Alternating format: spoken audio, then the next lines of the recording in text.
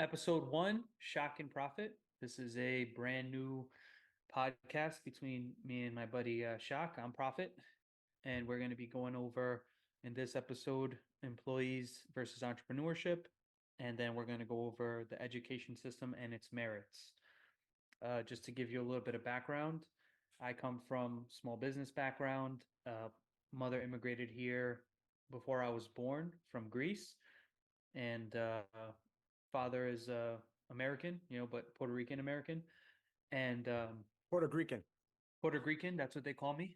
Uh, have a history of working a lot of small jobs until I went to college, got my degree in accounting, and went for a few other jobs with small firms until I ultimately decided to go at it on my own. And it's been the best decision I ever made. uh, Coming up, I also had a lot of different hobbies, like the normal millennial kid, a lot of video games, a lot of hanging out with friends, took up a little bit of MMA, a little bit of jiu-jitsu, never competed professionally, a little bit in jiu-jitsu, but other than that, it was pretty much just for the fun of it and kind of met a lot of good friends along the way. And that's kind of how I met my buddy Shock here. And we've been friends for 10 plus years at this point. So I think that we have unique perspectives, but we do happen to agree on a lot. So from time to time, I'll try to give the devil's advocate point of view because we're pretty much going to agree on most things. But we'll see. Maybe we won't. So I'll let you take it away. All right there, buddy. So basically we're actually about 16 years. We met in '08 when we were training MMA. So I had a bit of a different journey. I actually dropped out of high school to work construction full time. And from there I joined the military, got my GED while I was in A school after finishing boot camp. From there I went on to the critical power industry after serving, my 4 years. Been in the critical power industry for about 19 years and worked my way up from associate, intermediate to senior tech or senior engineer to um, supervisor to manager. And now I'm the regional manager for the whole Northeast of the company I work for. I have another manager under me and a bunch of guys. Um, Also trained MMA, competed MMA for title, did jiu-jitsu and brown belt, one stripe at this point, and got a bunch of pro fights, a bunch of pro wins, whole, ton of medals, IBJJF, Naga, the whole shebang, good fight, whatever. Well traveled. I've been all over Europe. When I was in the Navy, I was port to port, having a good time, meeting people. As far as education, I got a bachelor's in IT, associates in electromechanical engineering, and I have a cybersecurity certification program that I finished as well.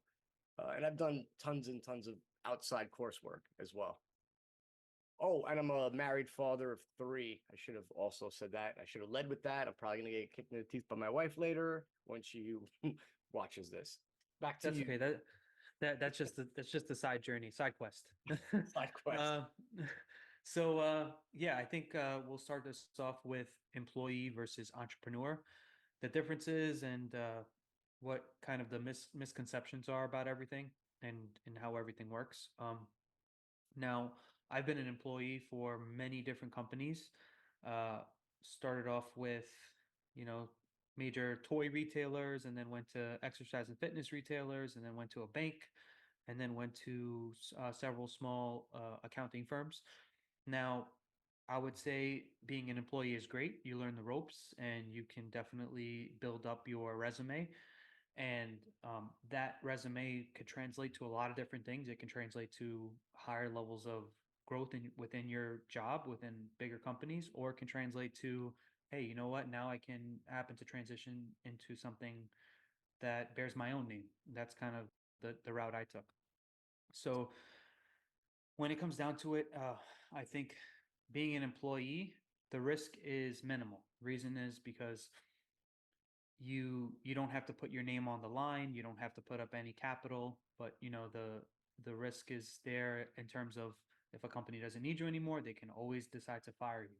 And if you're playing the long game, which I think we all are, meaning we're going to be alive a lot longer than maybe we anticipate, Obviously, if things go the right way, over the long haul, being an entrepreneur is, I think, a safer bet. It's just something that takes a certain personality for it, because being an employee, you have one boss. Being an entrepreneur, you have many, and you learn that pretty early on. You're going to have to respond to fires at all times, and so there's risks and rewards for both.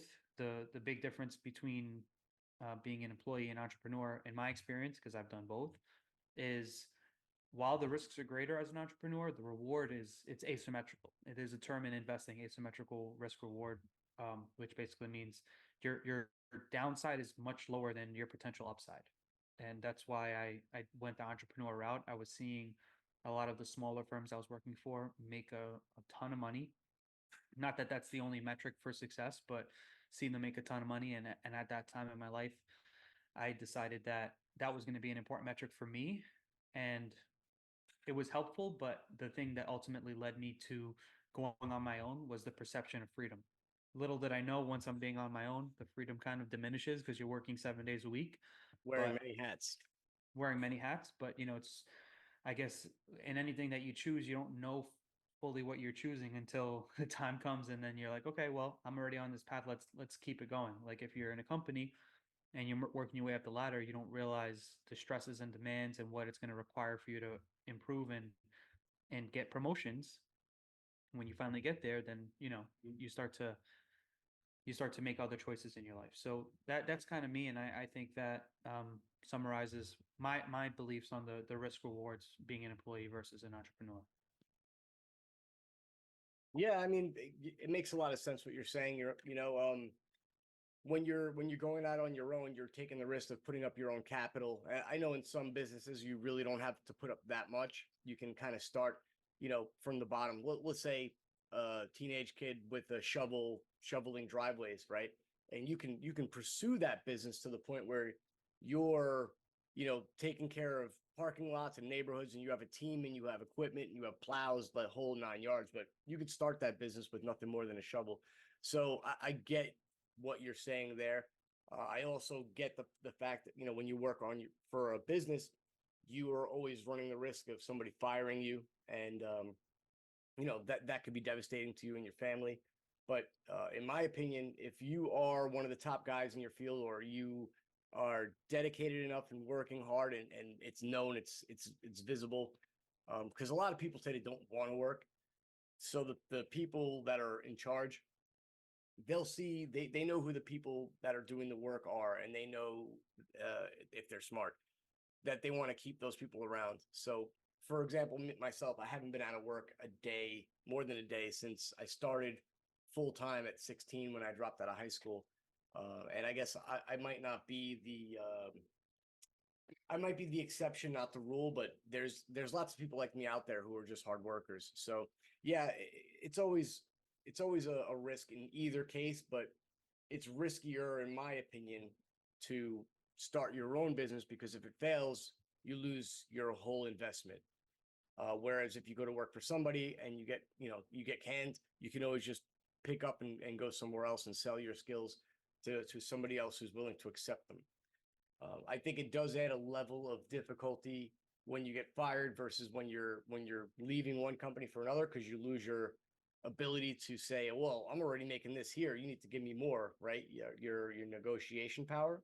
But it's still a risk, right? So Well, I'm if you look at what's going on in the world today, there's been mass layoffs in a lot of these big companies, and a lot of these jobs that are being laid off are like white collar workers making 6+ figures a year. And a lot of these people had the perception that, well, I'm doing well, I'm moving up the corporate ladder, and everything's going good. And a lot of times, like you said, they try to keep the hard workers in play, but the bigger the organization, the harder it is to tell. And that's where, there's a lot of waste in these places. Oh yeah. And that's where, we come to the idea of, small business versus big business. Small business, I feel like the risks are, I would say, probably a bit lower, and that's just because you have the ability to pivot a lot easier. Big businesses, you have a lot of people to go through, you have a board of directors, you have shareholders. Small business, who's the board of directors? Me. Who's the shareholders? It's me. And that's where you can decide, hey, I'm doing this business, and while you're, let's just say you happen to be, in your example, shoveling snow, and you realize that, you know what, a lot of these people that have me shoveling the snow, they're ruining their gravel in the parking lot. They could pivot to a different business altogether that could be highly lucrative. And that pivot is what a lot of business owners have a hard time doing. And it's the same thing like going from job to job. You could be doing one job and then go over to another job where now you have a completely different set of requirements. But you have to start at the bottom rung in that situation. Whereas with the business owner, you could say, hey, I'll redo your pavement for this price. Maybe you're pricing it wrong and you may be losing money. But you learn at such a quicker pace because you have no choice when you're on your own in the small business. So I feel like with our limited time we have in this world, we should try to maximize our growth and maximize it at fastest degree possible. But a lot of times there's that struggle period where no matter what you're doing, you're going to have to endure. And sometimes that struggle period lasts a year, sometimes it lasts 5 years, sometimes it lasts 10 years. But if you can kind of lower that struggle period, then you'll come out ahead a lot quicker. And that's how you see people in their 20s and their 30s, millionaires, multimillionaires. And it's like, how do they do it? Because they went out there, they failed, they failed, and then they won, right? So a lot of times people think that the money you make as an entrepreneur is like, straight up. And it's not always like that. It's like, okay, you made money. Oh, you lost a bunch of money. Oh, you made money. You lost a bunch of money. And then eventually you get over a long span of time. It's like looking at the stock market. You look at like the S&P 500, the companies go like this. But over a 20-year span, you're like, oh, they average about 7% a year. So those drops are when pivots need to take place. That's when the top 500 companies become a completely different set of top 500 companies, depending on what the world needs. And sometimes when you're working for an employer, you're doing one job, you never know what could happen. At one point there was the need for thousands and thousands of bookkeepers, and now everything is automated, and through AI technology, everything's becoming even more automated. And Right. that could happen to any job. So it's like the ability to pivot is a lot easier when you don't have to ask someone, is it okay if we try this, or I want to do this, or what are you just go for it. You make the mistake, you move on. Okay. And you could kind of move on pretty quickly. And now when I say small business, I'm referring to, 10 employees or less, typically be 50 employees or less, but you don't really need a huge organization to be successful. And I think that small business offers a lower risk in that specific regard over a long enough time span. In the short run, it may seem super risky because you're putting money up and then you have that massive drop, but then you have higher highs and you have higher lows over a span of time. Yeah, I mean, and starting out with a single person, you know, you have to be in a position where you can take those ups and downs. So, if you're still young and you're just, you foregone college, you forego going to college. I don't know you say that. But if you're living at home with your parents, you have more freedom to make some of these kind of riskier plays and take it on before, once you have a mortgage to pay, once you have even rent to pay, and if you can't come up with it, you're on the street. You need to you need to take the risk with the reward, right? So it's easier to take a job where you're going to get that salary that's going to support you, and it's a lower risk than it is to take that leap. But if you do have the ability to take that leap, I would. Fuck, if I could do it over again, I would start my own business when I'm 16, and by the time I was 20, I'd probably have two or three, maybe sold one by that by that point. But obviously, nobody gets to start over and have all that knowledge. We just Yeah. have to play with the cards the way our lives panned out. Yeah, well, with the business, the way that it happened for me was I was sick and tired of the discomfort of having to ask for approval or have to get things reviewed or have to have an upper manager or someone that I knew had a lower level of skill than I did, having to look over my work, and it seemed demeaning to me. Frustrating. And then when you have certain situations where you're being undervalued in your organization, you take the leap. For me at the time, I had a mortgage, and I had car payments, and I had a lot of things that were kind of due when I went on my own. And I just said, you know the only thing that could be worse than me owing this money would be me staying in this position. And that's where I decided, that this is not going to be a good scenario for me. Granted, that whole time I was planning for it. So I started a side hustle, I grew it up slowly, and then eventually I said, okay, is the side hustle just enough to cover my bills? Maybe I'll break even or even lose some money, but that's okay. It's okay to lose money as long as your day-to-day life isn't miserable. And that was really the perspective that I came from. And that's why I always say side hustles are a great way to get into it and learn the ropes, and you can kind of have some safety net while you're doing it. And if you happen to lose some money doing it, how different is it than losing money on a stock pick Right. or a Bitcoin pick? You're trying something out. The only difference there is that you actually control the inputs. Whereas if you invest in a business, whatever they do, it's not you have no choice about it. When you invest in an S&P 500 business, for instance, like anything public, you just put the money in and hopefully they do the right thing. If you're investing in your own business, okay, you're the one that does the right thing, you know, Or the wrong thing, right? If you don't or know. the 100%. But the thing is that if you're doing the wrong thing, you'll be able to pivot. Whereas those other businesses, Right. They're stuck in their they ways until some upper management guy writes a report and gets it to the board of directors. And then, yeah, I got you saying. Exactly. And then you get into those situations where, like I was saying before, with the small business versus big business, the side hustle will be the ultimate small business until you get there, And I've seen people, even some big businesses, that they think everything's going smoothly, and then like a behemoth comes out of nowhere, skyrockets, and takes over the industry. Good example. Look at Facebook. Before Facebook, how was the advertising business? And then it completely got turned on its head because someone pivoted and said, "This is where technology is going." Yep. So a lot of times you have to be like willing to go into the trenches and make the moves. Absolutely. Absolutely. I mean, and a side hustle is always a good thing to have, regardless of what you're doing, right? You can have any career and find time for a side hustle, whether that's investing in, picking stocks, picking cryptocurrencies, which is one of the things I did that I was more successful at.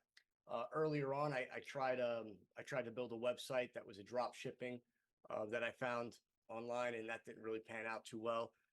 And then when I was fighting, I was selling some fight gear, and that worked out pretty good. I had a guy in Pakistan that was making rash guards and shorts, and I was selling them when I was competing, and did pretty good. I still have some merchandise. I mean, it was all profit, right? I didn't lose anything, so yeah, win and win. But I didn't make a ton. It was just some margarita money.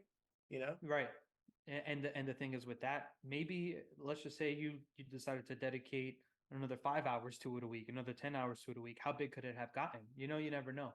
A lot of times, these small biz, like at one point Nike was a small business, and they sold apparel, and look at them now.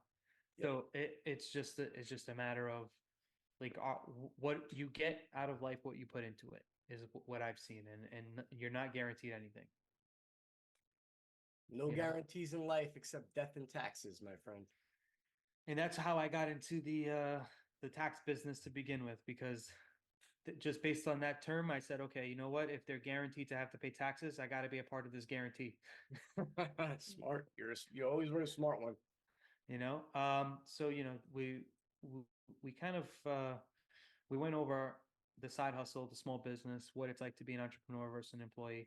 Now, work histories, we know exactly how we got to that point, how we are now, and we're this in itself is a side hustle. So we never know what's going to happen, but the thing is, speak your mind, make sure everyone knows what you think, and don't censor yourself. And in this situation, we're not representing anyone but ourselves. You know, so moving on along to like our next topic here, education system and its merits. So over time, education has changed dramatically. And I think that a big part of that is technology. And from when I was in school, what do we have to do? Raise our hand. We went through the workbooks, went through a ton of interactions with others that you maybe wouldn't have want to had. And you kind of learned to be a little tougher. Now that's coming from public school background and just going through no private schooling or no I guess upper class level version of people around me. But I think that education could be improved dramatically with the use of more technology and the cut down of the bureaucracies. So now you have kids and I don't. So like what do you see as a difference between like when you were coming up going to school versus today? So when I go up to my kids' school, I see that they have, obviously updated what the technology. I mean, I was playing Oregon Trail, Carmen, San Diego when I was going to school learning DOS. And my kids are obviously, using Windows-based computers and they have modern day programs, but they're still not using and leveraging that technology to the extent that they could be. And they are doing that in the cyber school. And I know that because in 2020, when the whole COVID thing happened and everything got shut down, I didn't want to send my kids to school with the mask. Like my son was way too young. There's no way he was going to be able to sit through a whole day with that thing on his face. He was going to be toying with it. And I just said, you know what? My wife doesn't work. She's at home all day, so we'll get him going with the cyber school. And we found this charter academy, and turns out that they're using the technology a lot better and a lot more efficiently. Like one teacher can deal with way more students because they have a recorded lesson and then they're available if people have questions, and they can, basically message the questions, kind of like what they do at udemy.com. Free advertising for them. But my wife had to be a little bit involved, not super involved, but what we did learn is you can do a whole day of what they're supposed to be learning in school in 2.5 hours of homeschool, when you're not switching classrooms and, getting on the bus, going to school, going to homeroom, transferring between classes, settling down, the distractions from the other kids, the distractions from interruptions, announcements, whatever, you know? So just the technology alone, think about trying to learn math the old fashioned way. Okay, here's your equation, or here's the way it works. Think about making it a game. Think about how kids today play so many video games and they're so cool and they have all these different, the graphics are incredible. If you were to take that and make it into a math-based or reading comprehension based, like you're trying to solve a story, right? Right. But if you're not paying attention, you don't get it, and you can't answer the puzzle and you can't get to the next level. If you were to integrate all that into learning, that would be the best, right? There'd be nothing better to educate your students or the children. What are your thoughts on that? Yeah, I think that the gamification of education would be like a key thing, like a big one game that I like to teach, like the financial education. It's what's it called? There's a game that I have. It's called Cash Flow. It's about a $90 game. It's from the Rich Dad Company, and they teach you all about finances and how to make sure you're not wasting money on the wrong things. Teach you the very basic simple accounting equations, and I feel like you can gamify so much of it, and they just don't, because their jobs are on the line, right? Right. If they make it too efficient, then they can't make money. They can't continue to drain the system of its resources like they have been. And I think at some point people are waking. I think now people are waking up to it, especially with the whole cerveza sickness, that everyone was going through these weird situations where they were able to see what their kids were learning, and they realized that, hey, this thing is not really making much sense. This is not how life actually works. Right. And I think that it shined a big light on the deficiencies in our system. So now when it comes to the testing, right, I think the best way to test and grade the kids is just have an oral test. I mean, granted, some things you need to have written, like some math and science, but even science, there could be physical applications where it makes a lot more sense to somebody than just saying, memorize this idea and write it down, and then you pass. Because, like, okay, what are they going to do with that? They don't know. A lot of times when we were growing up, they teach you geometry, or these concepts that they don't apply to your life until you see how they apply. And I think that that's where the big value comes in. Like, okay, when it comes to math, how does the math apply to you? Okay, calculate your paycheck. How much money you're going to be making a year? What's going to be your tax implications? This is a good way to teach people what it does for you in real life than just say, here's these numbers, understand them. Right. You know, you know. Yeah, I 100% agree with that, right? You got to make things practical and you have to keep people engaged. You can't really, again, back to the gamification, like the example I said before. If you want to test somebody on reading comprehension, do it through a game. With math, you have to kind of, bite the bullet and just take a written test, but you can still make it fun. You can still make it something that applies, something that makes sense. This way, the people will not. I remember so many times in my life saying, when am I ever going to use this in life? And I Right. know people still say that today, but if you make it and show them this is exactly what you're going to use this for, then it's going to be like, oh, well, I guess that makes sense. I have to learn it, you know? Exactly. And the problem is it takes 12 years of the institution to realize, okay, here are the core things I needed, and here's a lot of the stuff I didn't.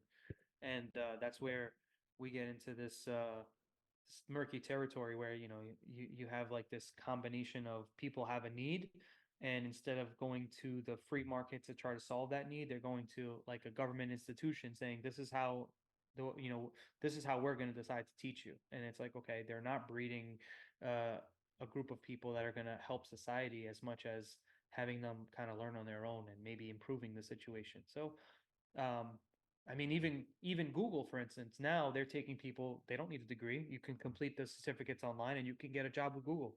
Yeah, And 250 bucks for that coursework.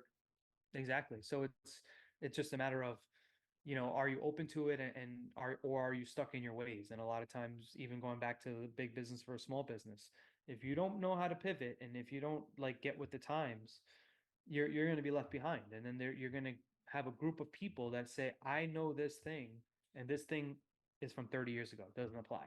You know, even people going to school today, going to school for videography or for photography or for communications, they're learning stuff that they had to do 20 years ago. Does that apply today? No, it doesn't. You need to have a portfolio. You need to learn things that apply to the real world. When you go for a job, they ask you, what does your resume say you did? Oh, you went to school? That's great. What did you do in work? You know, like that, all that is barely even, it used to be a foot in the door. Now it's okay, what have you done? That's your foot in the door, Right. You know, you know? they still push it at the high schools. Like if you don't go to college, you're going to be a nobody. You're going to be nothing. You're never going to succeed, which is not the case. We have so many success stories of people who made it, you know, doing a bunch of other things, myself included. I mean, all right, yeah, I eventually did go to college, but I dropped out of high school. I was already making a lot of money before I got my first degree, you know. But like my daughter, she just paid a whole crap ton of money to become a paralegal. She's on her last semester right now, and she's going to be struggling now to pay back. I mean, I helped her out with the first 2 semesters, and I got her a car, her first car. She wrecked it and had to buy herself a second car, which that's on her. But you know, just paying for the last couple of semesters, she's going to have that debt for a while after she gets her first job, and she could have gone a different route. You know, she could have taken that Google course for 250 bucks, which I told her I'd pay for. I told her, and not only that, I'd give her an allowance and make, you know, help her out. She wouldn't have to go to work a side job to have some money in her pocket to have some fun. But you know, she wanted to do it that way because the school brainwashed her. You know, and Yeah. of course, I'm too busy at work every day. Or at the time, I was traveling before I got promoted to manager while she was growing up and having this nonsense pushed into her head by the school system the whole time. I was gone traveling all over the country, doing my job where I could have been home telling her, you know, no, no, this is not the right way to go. They're brainwashing you. It's all a lie, you know. And I think that's where the big risk comes in when you have kids. That decision whether or not you're going to put them into one of these facilities is it's becoming a bigger consideration now. Before it was when I was growing up, when you were growing up, it was like, hey, they go to school and that's it. But now it's like, should they be really going there? Like, what are they really learning? You know, sometimes a big part of it too is like, especially in public school, it's a violent place, and it's not something that really helps you learn. It just really helps you to try to keep yourself safe, and try to fit in with the in crowd, because you don't want to you don't want to be ostracized. But a lot of times the people who do well are the people who don't fit in, the people who want to do their own thing, people who have a creative mindset, that they can't just sit there and say, okay, here's what a rock is, and here's how this rock affects the world. Like, doesn't matter. Some of these things are just like utter nonsense, and it's like, okay, do you want to be a scientist, go for that. But it the world is changing to such a degree that a big part of it is, what do they learn at home, and are they having enough time with the parents, you know? Yep. Now that comes down to like culture, right? Like, what is the culture that you learn in school versus like what you learn at home, and what you have to learn in a field. Like, if you're working for a big company, there's big considerations there. A lot of these cultures that you see in these big companies, they're kind of being ruined by this education system, because they're being, like you said, brainwashed into this way of thinking.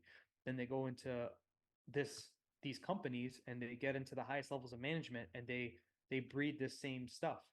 And it's like, okay, well, how well is that going to serve you? Obviously, not that well if a lot of these companies are starting to go under and a lot of these big companies are starting to lay people off because the stuff doesn't work, you know? And I think we have to get back to what we've always been is just like, hard work kind of wins the day. And not that hard work is, a lot of times people say work harder, not work smarter, not harder. But at the end of the day, it's I think working smarter is just like a given at this point. Everyone's got access to a computer. Everyone's got access to the internet. So it's just like, how are you applying your mind? And school's supposed to teach you how to think, and unfortunately, it's teaching them how to think the wrong way. Yep. Yeah, You know, it's pushing a culture, it's pushing a narrative rather than fostering an environment where you can spawn a culture, for lack of a better word. You know, people when they come together, they're naturally going to find a pecking order. They're naturally going to figure out, what they like, what they don't like, and they're going to come together with people that they come together with and push away from people that they disagree with. Doesn't necessarily mean they have to fight with them, but they're not going to be associates or friends.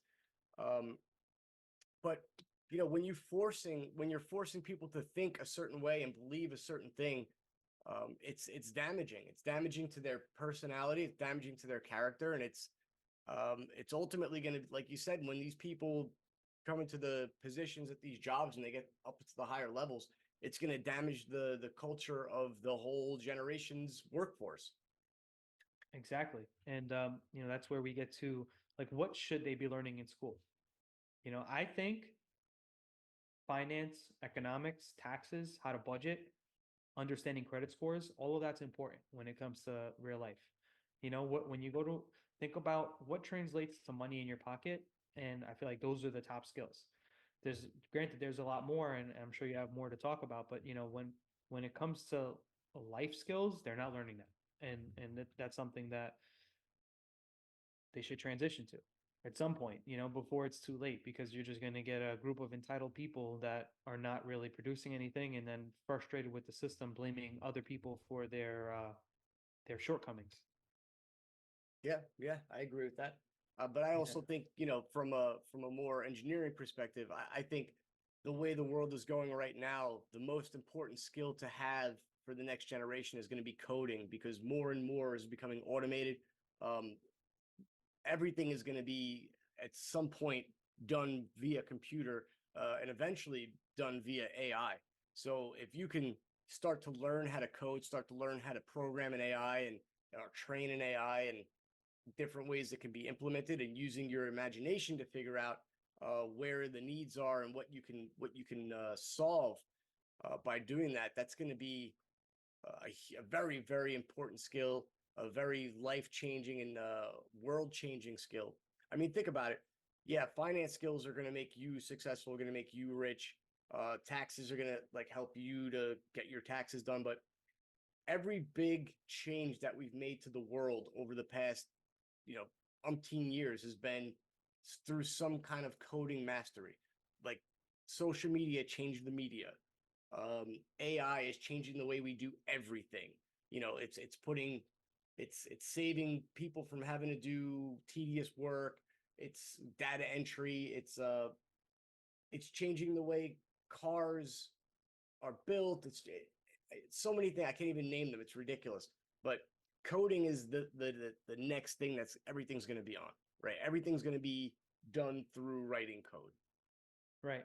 And if you're not learning these skills in school, then you're probably wasting your time in school. If you want to do something creative, you don't need school to do something creative. You don't need to go for an arts degree. You can just do art, you Dude, know? I did an IT degree and I was told that I was going to learn how to code. And after, 4 years of spending my time doing this coursework, I had two and a half classes that really dealt with code. And at the end, I had a very basic understanding of coding. I learned more from a 1999 class from udemy.com. And it took me, I don't know, a couple of weeks to to Right. to go level up like 10 times versus what I learned in that whole coursework and a whole bunch of classes I didn't give a crap about, like society and technology, where they're talking about, you know, how how gender affects computers. It's like, How does that even fit? What is the point of that? Well, exactly. And that's where we get to the idea that, I don't think education has a big impact on your economic mobility. If you're going to move up, it's what work are you putting in? What are you producing for society? And what, and it's not just what you produce, it has to be valued by people, right? You can produce a bunch of baskets, but if you have thousands of baskets, you sell one basket, you're not doing much. So you have to make sure that whatever you're doing, people want. That's really the main goal. Right. I mean, so basic coding, right? You learn how to make a website. How many people need websites? Every person who starts a business eventually is going to need a website, right? That's just 100%. one idea, right? Exactly. What about an AI? For your business, wouldn't you like an AI to respond to emails when people email you, and then notify you and tell you, hey, this person needs this. I told them this so that, to buy you some time. Um, if somebody has a question, you have a chat bot set up with your predetermined answers. Wouldn't that be beneficial to you? Of course, and that's where you free up some of the excess labor to focus on other things. But a lot of times people have this idea that I have to save this job. Okay, but the job, what is the job doing for society? Can you learn something else? Can you retool yourself? Right. It gets back. There used to be like this old thing that was like sort of banned on once Twitter, now X, was the whole learn to code hashtag. Like they were saying, oh, like these people can't learn to code. It's not about learning to code. It's about learning a new skill and not just like being stuck that this is the only way that I can do it. This is the only way I can make money. You know? Yeah. So, um, they taught about the Luddites in college, right? Um, when the loom came out, the people who used to do the weaving of the tapestries or blankets, whatever, they basically sabotaged the weaves because they thought it was going to put them out of business. But why didn't they just learn how to build them, learn how to use them, learn how to maintain them? You know, um, Same thing with like farmers. Um, you can learn how to fix the equipment and then you can fix it up and sell equipment, or you can become a heavy machinery mechanic. Most of them are anyway, because they've been working on it themselves their whole lives. I mean, there's always a way to pivot, like you said from the beginning. That should have been the theme of this, is learn to pivot, because in any industry, any business that you're in, or any skill that you have, there's a way to apply it with a little bit of new learned skills to turn it around and still become successful, whether it's Exactly. So working for the man or yourself. and so yeah, I think that's probably a good cherry on it that we'll call this episode "Learning to Pivot." And and hopefully people gain something out of it. And if they disagree with us, then tell us why, and we'll tell you why you're wrong. Sounds good. Yeah. All right, man. So this would be concluding episode one, and there'd be a lot more to come from us. Yep. This is Shock and Profit signing off. All right. See ya.